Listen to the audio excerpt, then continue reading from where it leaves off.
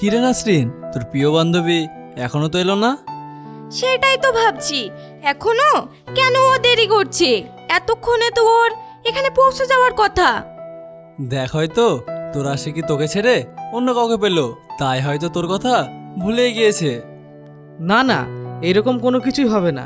আর যদিও বা হয় তাহলে ওকে জানা মেরে দেবো, তবুও ভালো। আমার জিনিস অন্য কারো হতে দেবো না। তাই নাকি? আরে বাহ, এতদিন রোমিও জুলিয়ের, শাহজাহান মমতার, লায়লা মজনুর প্রেমের কাহিনী শুনে এসেছি, এবার নয় শাইনা ঝিলিকের প্রেম নিজের চোখে দেখবো। কি বলিস নাসরিন? যা বলেছিস।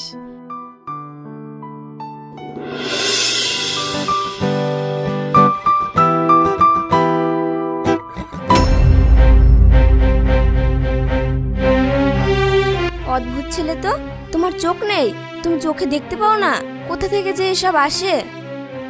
আসলে বোন, আমি বুঝতে পারিনি, আমাকে ক্ষমা করেন। আরে আরে, কি করছো? পা ছাড়ো। কেন?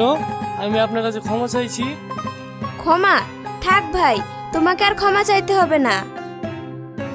কোথা থেকে যে আসে এসব?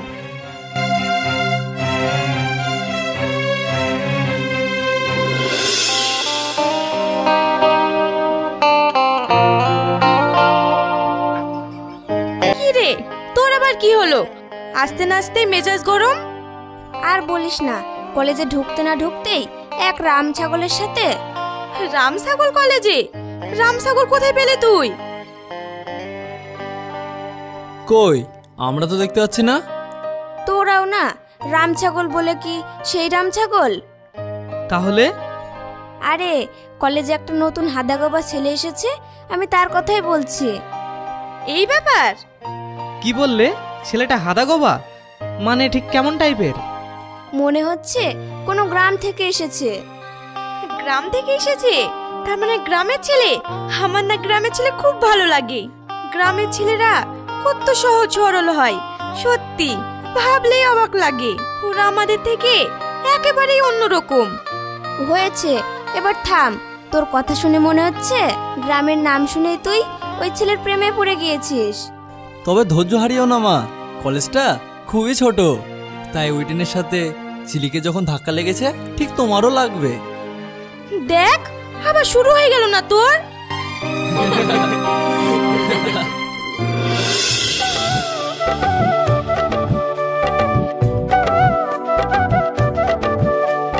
আব্বু, এখন কটা বাজে গো? এখন 11টা বাজতে এখনো 15 মিনিট বাকি আছে।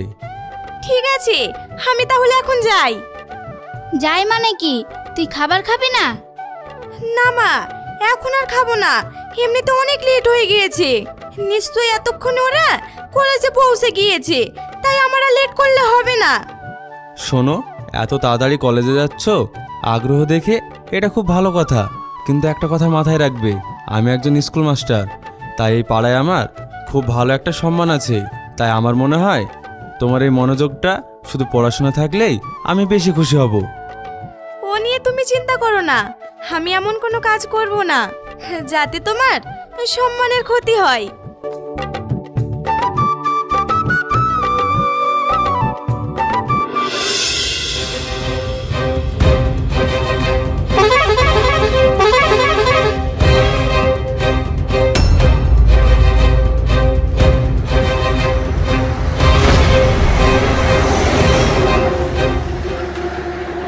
আপনি দেখি রাস্তা হাঁটতে পারেন না? আর একটু হলে তো একটা বিপদ ঘটে যেত। হ্যাঁ, আসলে আমি বুঝতে পারিনি, খুব তাড়াতাড়ির মধ্যে ছিলাম তো, তাই। যাই হোক, আপনাকে ধন্যবাদ। তা ঠিক আছে, কিন্তু এর পরের বার যখন রাস্তা দিয়ে হাঁটবেন, ঠান্ডা মাথায় আর আস্তে আস্তে হাঁটবেন। সব সময় তো আর আপনাকে বাঁচানোর জন্য আমি থাকবো না। কথাটা অবশ্যই আপনি ঠিকই বলেছেন। আর একটা কথা কি জানেন, আপনাকে দেখে মনে হচ্ছে আপনি কোনো গ্রাম থেকে এসেছেন, তাই দেখতে গ্রামের সহজ সরল সাদাসিধে মনে হলেও কথাগুলো কিন্তু আপনার খুব ধারালো। আসলে আমরা গ্রামের ছেলে তো, তাই সব কথা সোজাসুজি বলছি বলেই কথাগুলো আপনার কাছে ধারালো মনে হচ্ছে। তাই নাকি? তা না হয় বুঝলাম, কিন্তু আপনাকে তো এই কলেজে আগে কখনো দেখিনি। আসলে আমি এবার নতুন ভর্তি হয়েছি এই কলেজে। ও তাই বুঝি, তো নতুন কলেজে ভর্তি হয়েছেন, নিশ্চয়ই নতুন নতুন অনেক বন্ধু হয়েছে। না, আসলে আমি দেখতে খারাপ, আমার পোশাক পরিচ্ছন্ন এইসব। শহরের এই দামি পোশাকের সাথে খাপ খাইয়ে না নিতে পারায় আমার সাথে এখনো পর্যন্ত কেউ বন্ধুর হাত বাড়িয়ে দেয়নি। তাই নাকি? হবেন আমার বন্ধু? সত্যি বলছেন? হ্যাঁ বাবা, সত্যি। তাহলে আজ থেকে আপনি আমার বন্ধু। বেশ, এখন আপনি আমার সাথে চলুন। কোথায়? এখানে আমার আপনার মতো আরো অনেক বন্ধু আছে, চলুন তাদের সাথে আপনার আলাপ করিয়ে দিই। আচ্ছা ঠিক আছে।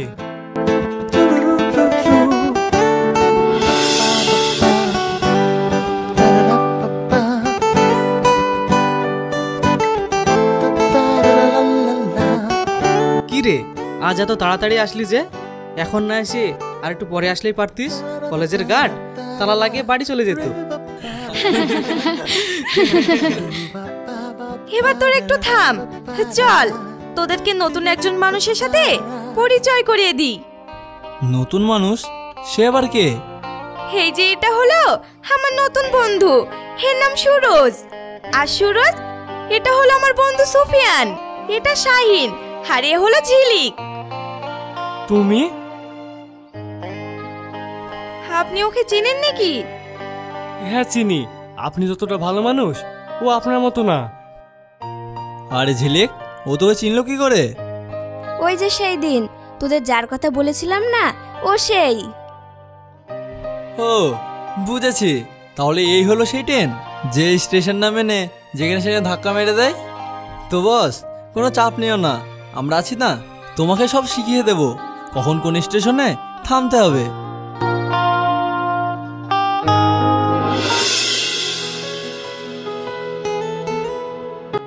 আসবো? আরে নাসরিন, আয় আয়, ভিতরে আয়।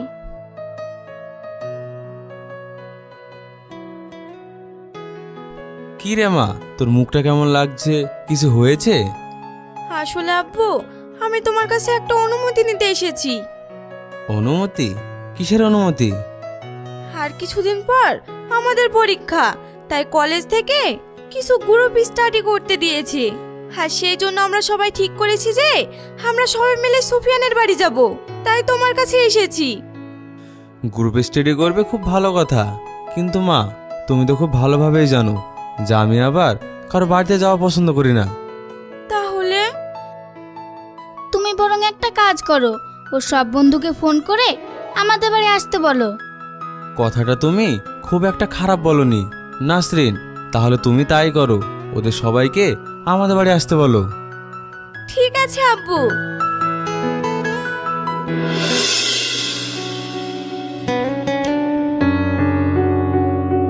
কি ছেলে মেয়েরা, তোমরা তো দেখছি খুব মন দিয়ে কাজ করছো। কি হলো নাসরিন, তোমাকে একটু অন্যরকম লাগছে? আসলে আব্বু, আমি না একটা প্রশ্ন কোনো রকম ভাবেই সলভ করতে পারছি না। তাই নাকি? কই দেখি।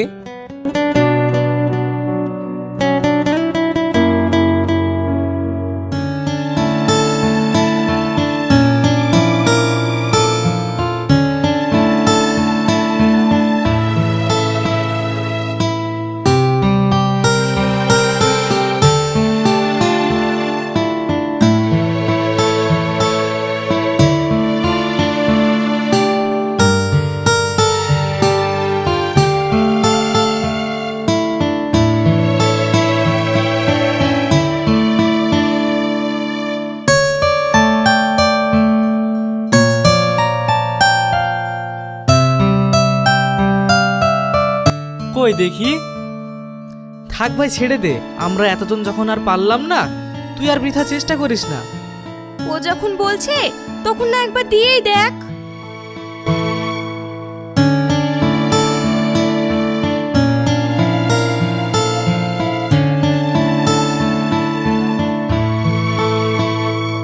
বাহ, যেটা সবাই পারলো না, বিশেষ করে আমি একজন স্কুল মাস্টার হয়ে পারলাম না, সেটা তুমি নিমিষেই করে ফেললে। আমি জানতাম কেউ পারুক বা না পারুক, সুরজ এটা ঠিক পারবে। সত্যি তোর ভিতরে এত ট্যালেন্ট ভাবাই যায় না, এই জন্য হয়তো বলে কখনো কারোর উপর দেখে কোনো কিছুর বিচার করো না।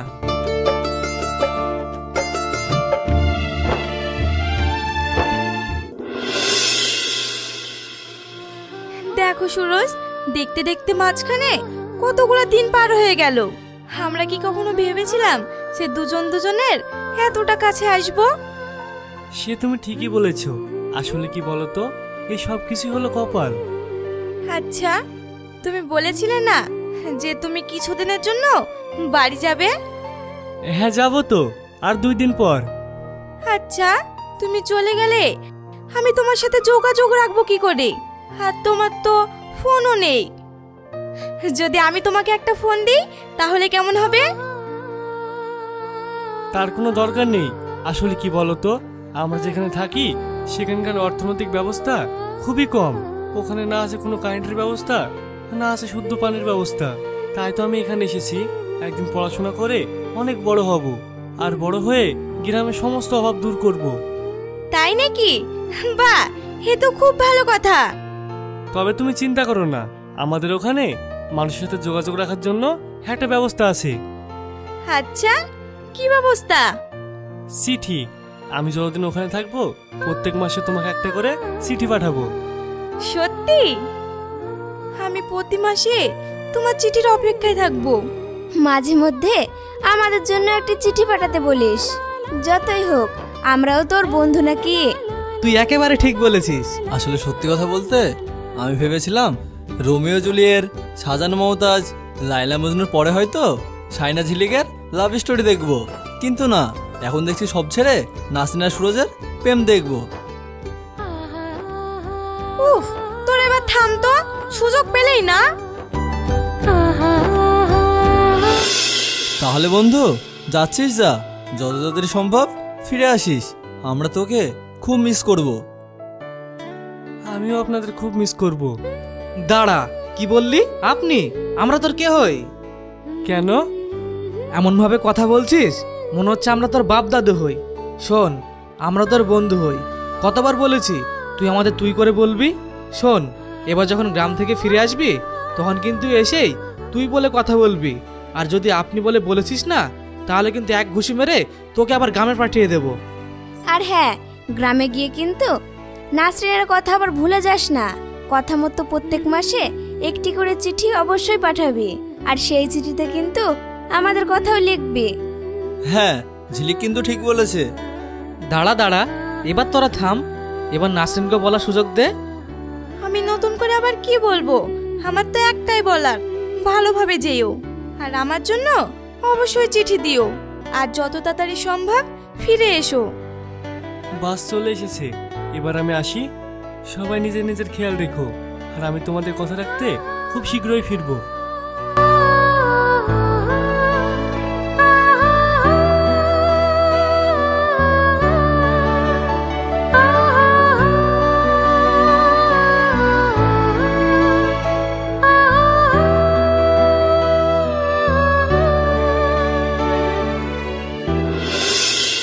চিঠি আছে, চিঠি।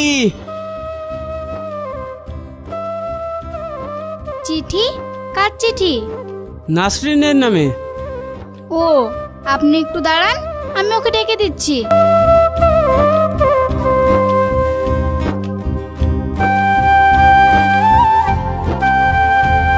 শুনছিস নাসরিন, বাইরে একজন পোস্টমাস্টার এসেছে, বলছে তোর নামে নাকি চিঠি আছে। সত্যি?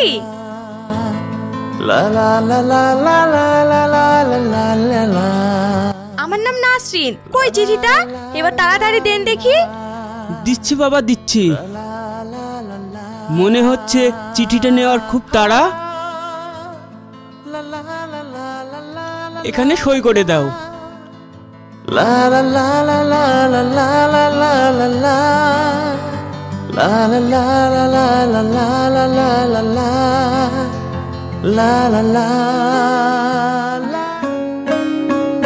কি গো, নাসরিন ওইরকম অদ্ভুতভাবে হাসতে হাসতে ঘরে চলে গেল কেন? তুমি কি কিছু জানো? জানি না, কে একজন ওকে চিঠি পাঠিয়েছে, আর সেই চিঠি নিয়েই এত আনন্দ নাচানাচি। সত্যি, মেয়েটা যে কবে বড় হবে।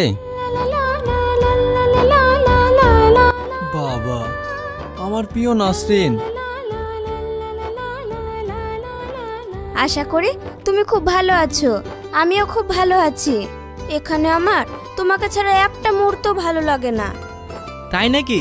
কই আমাকে দেখি। তুমি চিন্তা করো না, এবার আমি ফিরে এসে তোমাকে বিয়ে করে আমার বাড়ির লাল টুকটুকে বউ বানিয়ে নিয়ে যাব। তাই নাকি? ও মিথ্যা কথা বলছে, চিঠিতে ওরকম কিছুই লেখা নেই। দেখ দেখ, আমার মিথ্যা কথা বলাতেই নাসরিনের গাল দুটো কেমন লাল হয়ে গেল।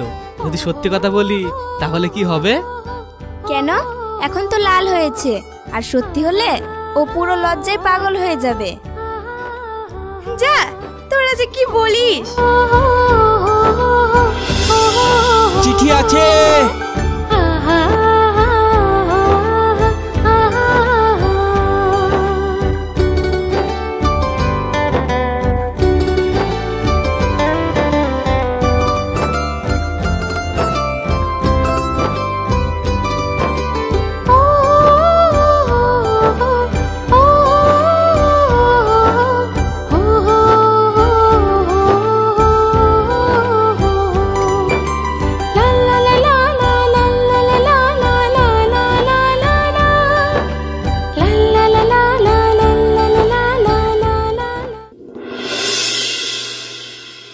সুরজ তো এই মাসেও আসলো না। ও কি তোকে চিঠি পাঠিয়েছে? চিঠিতে কিছু বলেছে? আসলে ওর ওখানে কিছু কাজ পড়ে গিয়েছে, তাই ও আর এই মাসে আসতে পারবে না। কিন্তু ও বলেছে সামনের মাসে পাক্কা আসবেই। তাই নাকি? যত তাড়াতাড়ি সম্ভব ও আসলেই ভালো, না হলে পরীক্ষার আর বেশি দেরি নেই। এমনিতেই ও অনেক পিছিয়ে আছে, এবার যদি বেশি দেরি করে তাহলে ওর পরীক্ষাটাও ভালো হবে না।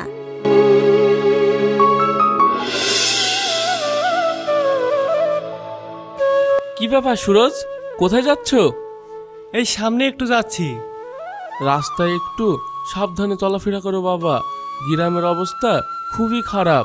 চারিদিকে মহামারী ছড়িয়ে গিয়েছে, কখন যে কে মহামারীর কবলে পড়ে মৃত্যুকে আপন করে নেয় কে জানে। আপনি চিন্তা করবেন না চাচা, দেখবেন আস্তে আস্তে সব কিছু ঠিক হয়ে যাবে। তাই যেন হয় বাবা, তোর মুখের কথাটাই যেন সত্যি হয়।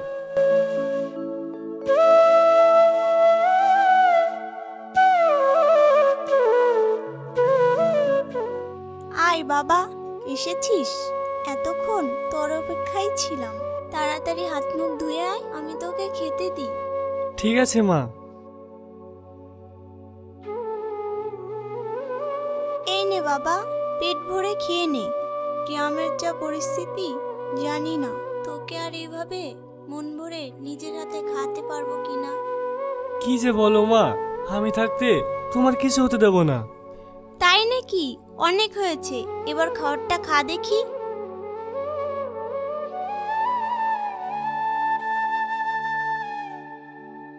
মা, ও মা, তোমার কি হলো? তুমি কথা বলছো না? তোমার কষ্ট হচ্ছে? দাঁড়াও, আমি তোমার সব কষ্ট দূর করে দেবো। তুমি একটু অপেক্ষা করো, আমি এক্ষুনি আসছি।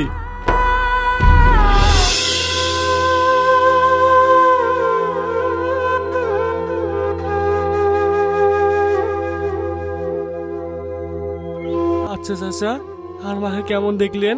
কি হয়েছে আমার মায়ের? দেখো, কি আর বলবো, বলতেও খারাপ লাগছে, আবার না বলেও থাকতে পারছি না।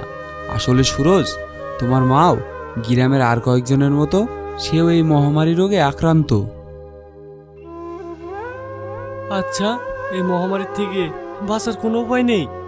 এখনো পর্যন্ত আমরা কোনো উপায় খুঁজে পাইনি, তবে উপরআল্লাহ যদি চায় তাহলে নিশ্চয়ই কোনো না কোনো উপায় হবে।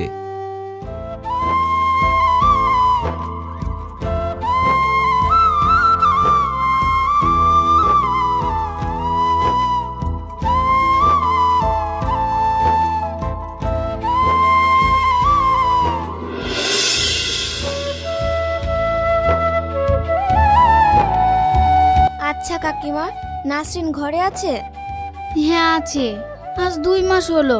মেয়েটার আমার কি যে হলো, ঠিক মতো খাওয়া দাওয়া করছে না, কারোর সাথে কথাও বলে না। আমি কি একটু ওর কাছে যাব? যাবে, যাও। তুমি তোর বন্ধু, একটু বুঝিয়ে বলো, তোমার কথা যদি শোনে। আচ্ছা ঠিক আছে।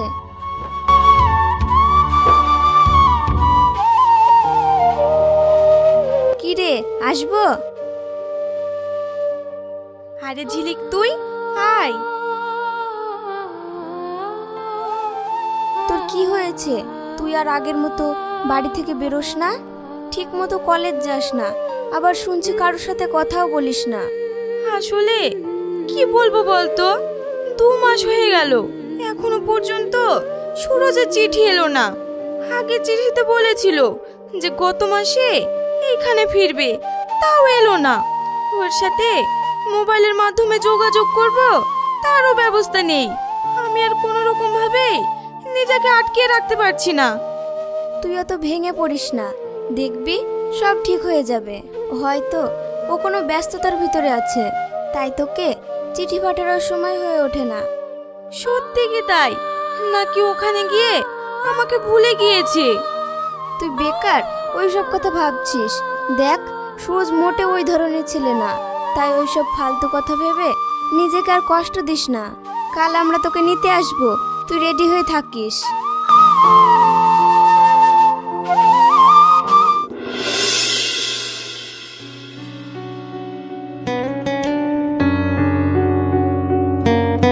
কাকিমা, নাসরিন রেডি হয়েছে? জানি না, সকাল থেকে তো মুখ ভার করে বসে আছে। তুই বরং একবার দেখে আয়। তোরা এখানে বস, আমি আসছি।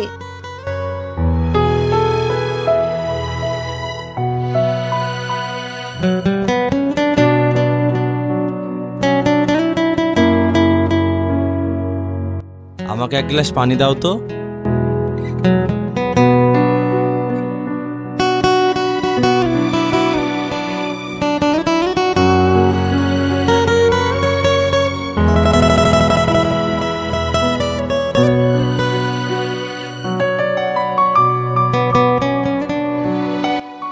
ওই তো ওরা চলে এসেছে। তোমরা বুঝি ওকে সাথে নিয়ে কোথাও যাচ্ছ?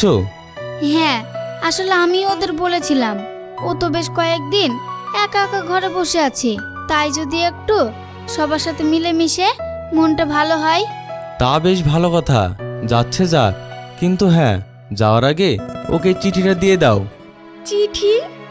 হ্যাঁ, চিঠি। আসলে পোস্টমাস্টার অসুস্থ হয়, বেশ কদিন আসতে পারেনি, তাই আজ আমি আমার স্কুলের বেশ কয়েকটা দরকারি কাগজ আনতে আমি ওনার বাড়িতে গিয়েছিলাম। তখন উনি আমাকে এটা দিয়ে বললেন এটা যেন আমি নাসরিনকে দিয়ে দিই। এটা নিশ্চয়ই সুরজের চিঠি।